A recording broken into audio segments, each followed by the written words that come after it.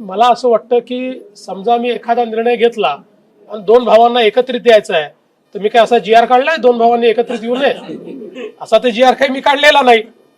या उलट उद्धव ठाकरेजींच्या कार्यकाळामध्ये जो अहवाल आला होता, जो अहवाल लिहिण्यामध्ये उद्धव ठाकरेजींचा उजवा हात, त्यांचा उपनेता हा होता, ज्यांनी अहवालामध्ये लिहिलं की 1ली ते 12वी हिंदी सक्तीची करा, आणि तो अहवाल उद्धवजींनी कॅबिनेटमध्ये स्वीकारला आणि त्यानंतर नेहमीच्या पद्धतीनं घुमजाव केलं.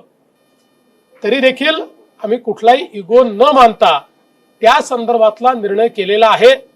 मी पुन्हा एकदा सांगतो, आम्ही निर्णय केलाय, आता कमिटी तयार केलेली आहे, समिती ठरवेल.